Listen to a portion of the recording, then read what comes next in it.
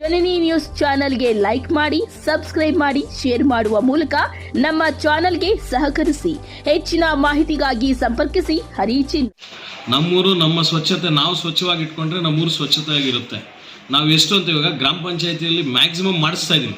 ಇಲ್ಲ ಅಂತ ಅಧ್ಯಕ್ಷರಾದಂಥ ಶ್ರೀಯುತ ಕೆ.ಸಿ. ವಿನೋದ್ ಕಾರ್ತಿಕ್ನವರ ಅಧ್ಯಕ್ಷತೆಯಲ್ಲಿ ನಮ್ಮ ಬೇತ್ಮಂಗಲ ಗ್ರಾಮದ ಬೀದಿ ಬದಿ ವ್ಯಾಪಾರಿಗಳು ಮತ್ತು ಸಂತೆ ಹರಾಜನ್ನು ಬಹಿರಂಗವಾಗಿ ಹರಾಜು ಮೂಲಕ ವಿಲೇವಾರಿ ಮಾಡಲು ಬೇತ್ಮಂಗಲ ಗ್ರಾಮ ಪಂಚಾಯಿತಿಯ ಬೀದಿ ಬದಿ ಹಾಗೂ ಸಂತೆ ಅಂಗಡಿಗಳ ಒಂದು 2025-26ನೇ ಸಾಲಿನ ಹರಾಜನ್ನು ಇವತ್ತು ನಡೆಸ್ಕೊಟ್ಟಿದ್ದೀವಿ.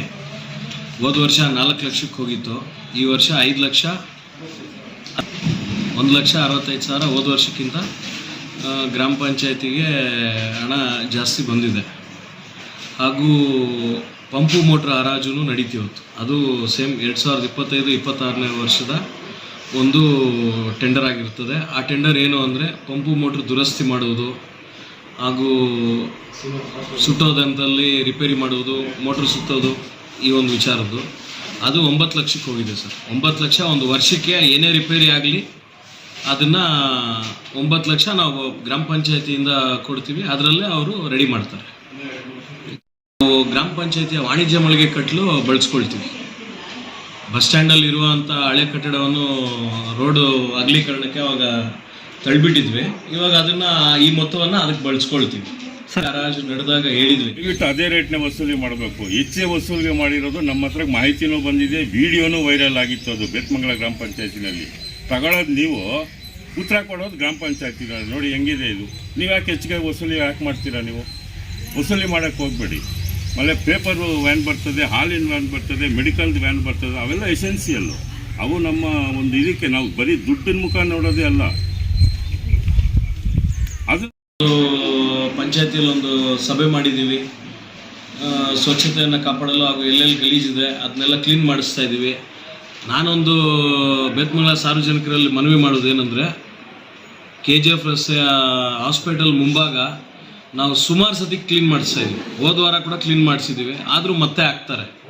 ಅದನ್ನು ದಯವಿಟ್ಟು ಸಾರ್ವಜನಿಕರು, ನಾವು ಅಲ್ಲಿ ಬೋರ್ಡು ಸಹ ಹಾಕಿದ್ದೀವಿ, ಯಾವುದೇ ಕಾರಣಕ್ಕೂ ಇಲ್ಲಿ ವೇಸ್ಟೇಜ್ ಹಾಕುವಂತಿಲ್ಲ ಅಂತ.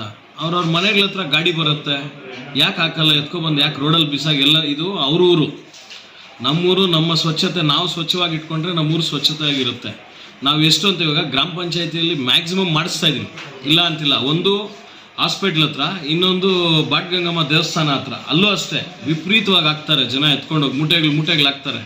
ಯಾಕೆ ಅಂತ ಇವಾಗ ಅವ್ರ ಮನೆಗಳ ಹತ್ರ ಗಾಡಿ ಬರುತ್ತೆ, ಅವ್ರ ಮನೇಲಿ ಏನಿದೆ ತ್ಯಾಜ್ಯ ಏನಿದೆ ಅದರಲ್ಲೇ ಹಾಕ್ಬೋದು. ಅವ್ರ ಮನೆಗಳ ಹತ್ರ ವೆಹಿಕಲ್ಸ್ ಬಂದಾಗ ರೋಡಲ್ಲಿ ಎಲ್ಲಂದರೆ ಅಲ್ಲಿ ಹಾಕಿದ್ರೆ ಎಷ್ಟು ಸತಿ ಕ್ಲೀನ್ ಮಾಡ್ಸೋಕ್ಕಾಗತ್ತೆ? ಗ್ರಾಮ ಪಂಚಾಯತಿ ಸಿಬ್ಬಂದಿನೂ ಇವಾಗ ಪರ್ಮನೆಂಟ್ ಸಿಬ್ಬಂದಿ ಇರೋದು 3.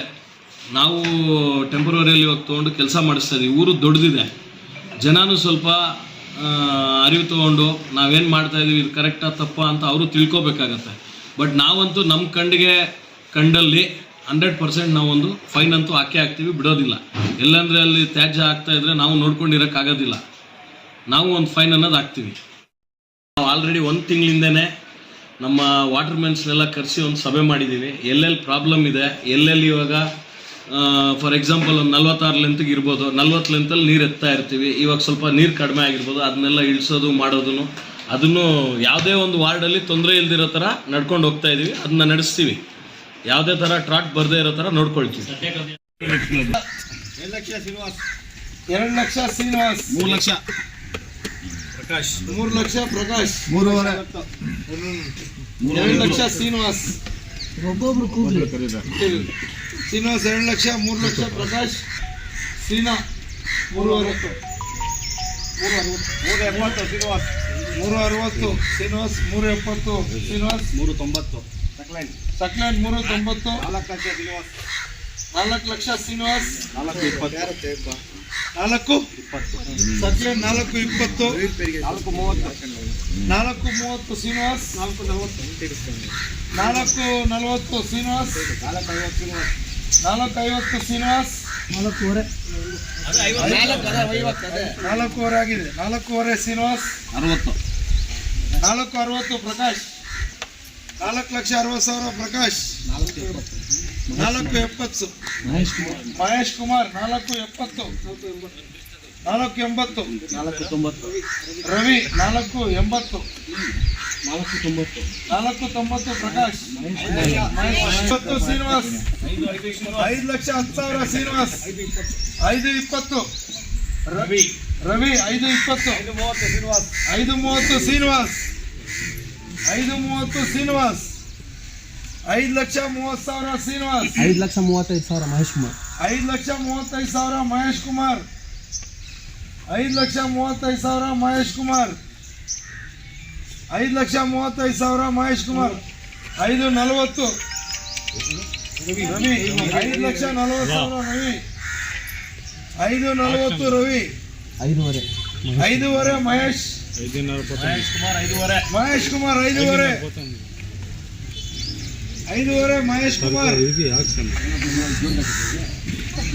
5,50,000 ಮಹೇಶ್ ಕುಮಾರ್ 5,55,000 ರವಿ 56,000 ರೂಪಾಯಿ ಮಹೇಶ್ 5,56,000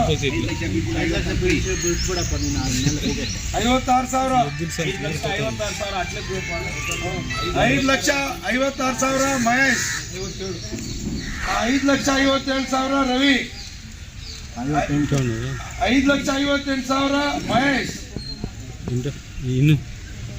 5,58,000 ಮಹೇಶ್ 5,59,000 ರವಿ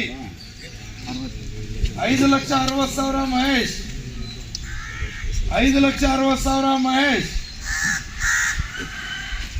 5,60,000 ಮಹೇಶ್ 5,61,000 ರವಿ 5,61,000 ರವಿ 5,61,000 ರವಿ 5,62,000 ಮಹೇಶ್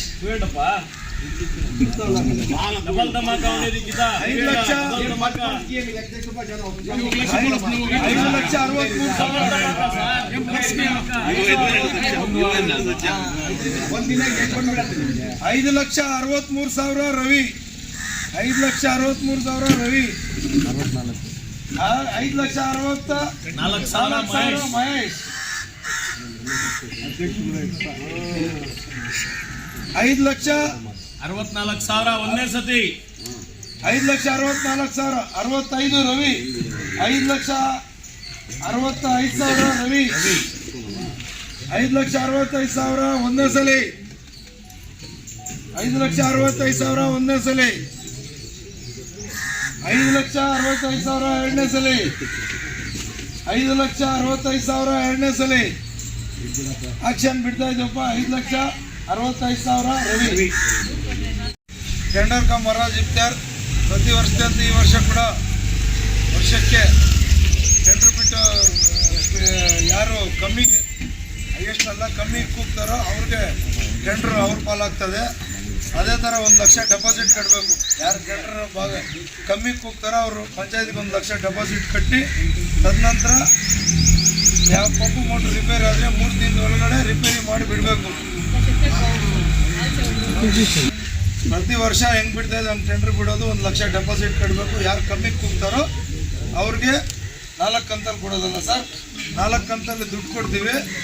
ತಾಂತ್ರಿಕ ದೋಷ ಇದ್ದರೆ 6 ತಿಂಗಳಾಗ್ತದೆ. ಇವಾಗಲೂ ಹೇಳ್ತಾ ಇದ್ದೀವಿ 2 ಕಂತಲ್ಲಿ ಕೊಡ್ತಾರೆ.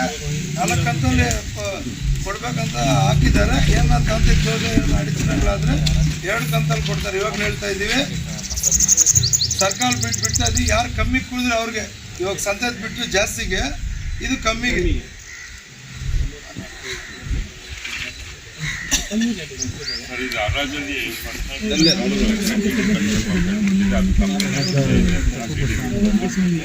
ಕೊಳವೆ ಬಾವಿ ಅಂತರ್ಜಲ ಕೇಂದ್ರ ಕಟ್ಟುವಾಗಿದ್ದು ಇದು ಭಾರಿ ಇಂಪಾರ್ಟೆಂಟ್ ಆಗಿದೆ. ಯಾಕೆಂತಂದರೆ ಈಗ ಬೇಸಿಗೆ ಶುರುವಾಗ್ತಾ ಇದೆ. ಮೋಟ್ರ್ ಸುಟ್ಟೋಯ್ತು ಅಂತ ಹೇಳಿದ್ರೆ ವಾರ ಆಗಲಿ ಎದ್ದಿರ ಇದ್ದರೆ ಆ ವಾರದಲ್ಲಿ ಆ ಬ್ಲಾಕ್ಗೆ ಟ್ಯಾಂಕರ್ ನೀರು ನೀವೇ ಸಪ್ಲೈ ಮಾಡಬೇಕು. ಇದು ಕಂಡೀಷನ್. ಇದರ ಅಗ್ರಿಮೆಂಟ್ ಬಿಡ್ದಾರ ಯಾರಾಗ್ತಾರೆ ಅವ್ರು 100 ರೂಪಾಯಿ ಚಾಪಾಕ್ ಆಗದೆ ತೊಗೊಂಡು ಬಂದರೆ ನಾನು ಅಗ್ರಿಮೆಂಟ್ ಟೈಪ್ ಮಾಡಿಕೊಡ್ತೀನಿ, ಅದರಲ್ಲಿ ಸೈನ್ ತಗೊಳ್ತೀನಿ.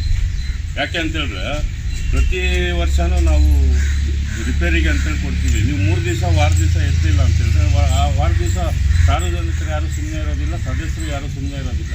ಗ್ರಾಮ ಪಂಚಾಯತಿಂದ ಟ್ಯಾಂಕರ್ ಓಡಿಸ್ಬೇಕು, ನಿಮ್ಮ ದುಡ್ಡನ್ನು ಕೊಡ್ಬೇಕು, ಟ್ಯಾಂಕರು ನಾವು ಓಡಿಸ್ಬೇಕಂದ್ರೆ ಕಷ್ಟ ಆಗುತ್ತೆ. ಇನ್ನು ಒಂದು ಸ್ಪೇರ್ ಮೋಟ್ರ್ ಇಟ್ಕೊಂಡ್ರೆ ಕೆಟ್ಟೋಯ್ತು ಅಂತೇಳಿ ಅದನ್ನ ನಿಲ್ಲಿಸಿ ಅದನ್ನೆಲ್ಲ ರೆಡಿ ಮಾಡಿ ಇಟ್ಕೊಂಡ್ರೆ ಮುಗೀತು. ದಯವಿಟ್ಟು ವಾರ 3 ದಿವಸ ದಯವಿಟ್ಟು ಯಾರು ಡಿಲೇ ಮಾಡೋಕ್ಕೆ ಹೋಗ್ಬೇಡಿ. ಯಾರೇ ಟೆಂಡರ್ ಆಗಿ, ಯಾರೇ ಬಿಡ್ದಾರಾಗಿ, ದುರಸ್ತಿಗಾಗಿ ಮೇಲೆತ್ತಿದ ಎಲ್ಲ ಸಾಮಗ್ರಿಗಳಿಗೆ ಅವರೇ ಜವಾಬ್ದಾರಾಗಿರ್ತಾರೆ. ಅದು ಪಂಪು ಮೋಟ್ರ್ ಎತ್ತಿದ್ದೀವಿ ಅಲ್ಲೇ ಬಿಟ್ಬಿಟ್ಟು ಹೋಗ್ಬಿಟ್ರೆ ನಾಳೆ ಏನಾದರೂ ರಾತ್ರಿ ಏನಾದರೂ ಕಳ್ತನ ಆಯ್ತು ಅಂದ್ರೆ ಅದು ಜವಾಬ್ದಾರಿ ನೀವೇ. ನಿಮ್ಗೆ ಅದು ಆಗಲಿಲ್ಲ ತಾನೇ ರಿಪೇರಿ ಮಾಡೋದಕ್ಕೆ ತಗೊಂಡೊಂದು ಪಂಚಾಯತಿನ ಆಮೇಲೆ ತಗೊಂಡೋಗಿ ದಯವಿಟ್ಟು ರಿಪೇರಿ ಮಾಡಿ. ಯಾಕಂದರೆ ಸುಮಾರು ಸಾರಿ ಪೈಪ್ಗಳು ಕಳ್ತನ ಆಗಿರೋದು ಕೂಡ ನಿದರ್ಶನಗಳಿದೆ. 20 ಪೈಪ್ಗಳು ಆಗ್ಬಿಟ್ಟು ಬರ್ತೀವಿ, ಬೆಳಿಗ್ಗೆ ಹೋಗಿದ ತಕ್ಷಣ 17 ಪೈಪ್ ಇರ್ತದೆ, 3ರಿಂದ 42. ಯಾರನ್ನ ಕೇಳ್ಬೇಕು ನಾವು? ಸೊ ಅದೊಂದಿದೆ ಸರ್. ಮತ್ತು ಈ ಹರಾಜನ್ನು ಅಷ್ಟೇ ಏಪ್ರಿಲ್ 1ನೇ ತಾರೀಕಿಂದ ಸ್ಟಾರ್ಟ್ ಆಗ್ತದೆ. ಮುಂದಿನ ವರ್ಷ 31/3/2026ವರೆಗೂ, ಅಂದರೆ 1 ವರ್ಷ ಈ ಅವಧಿ ಆಗಿರ್ತದೆ. ಹರಾಜನ್ನು ಅಂಗೀಕರಿಸೋದು ಬಿಡೋದು ಅದು ಗ್ರಾಮ ಪಂಚಾಯತಿಗೆ ಸಂಪೂರ್ಣ ಅಧಿಕಾರ ಇರ್ತದೆ. ಮತ್ತು ಕೊಳವೆ ಬಾವಿಯಲ್ಲಿ ಪಂಪ್ಸೆಟ್ಟು ಮತ್ತು ಜಿಎ ಪೈಪ್ಗಳು ಬಿದ್ದು ಹೋಗೋದ್ರಲ್ಲಿ ನೀವೇ ಜವಾಬ್ದಾರರು. ಯಾಕೆ ಅಂತ ಹೇಳಿದ್ರೆ ಪಂಪ್ ಮೇಲೆ ಕೆತ್ತಾ ಇರ್ತಾರೆ, ಯಾರನ್ನೋ ಒಂದು 2-3 ಬಿಟ್ಬಿಡ್ತೀರ, ನೀವು ಯಾರೂ ಇರೋದಿಲ್ಲ. ಅದು ಏಕಾಏಕಿ ಚೈನೇ ಕಟ್ಟಾಯಿತು, ಇನ್ನೊಂದು ಮತ್ತೆ ಕಟ್ಟಾಯಿತು, ಪಂಪ್ಸೆಟ್ಟು ಸಮೇತ ಕೇಬಲ್ ಸಮೇತ ಪೈಪ್ಗಳು ಸಿಗೋಗ್ಬಿಡ್ತದೆ. ಆ ಪಂಪು ಮೋಟ್ರ್ ಎತ್ತೋದಕ್ಕೆ ನಮ್ಮ ಕೈನಲ್ಲಿ ಆಗೋದಿಲ್ಲ, ಇವ್ರು ಬರಬೇಕು. ಯಾರು? ಮಕ್ಕಳೇ ಅವ್ರು ಬರಬೇಕು. ಹೋಗ್ಬಿಟ್ಟು ಬಿದ್ದೋಗಿದ್ದಾರೆ, ಅವ್ರದೇ ಜವಾಬ್ದಾರಿನಾ? ಅಲ್ಲ ಥ್ರೆಡ್ಡಿಗೆ ಬಿದ್ದೋದ್ರೆ ನಾವು ಅವ್ರ ಜವಾಬ್ದಾರಿ ಹೇಳಕ್ಕಾಗಲ್ಲ. ಅದು ಹಂಗೆ ಹೋಗೋದು. ಇಲ್ಲ 2-3 ಬಿದ್ದೋಗಿದೆ ಭಯ, ಬಿದ್ದೋದ್ರೆ ತುಂಬಾ ಕಷ್ಟ. ಬಿದ್ದೋಗಿದೆ.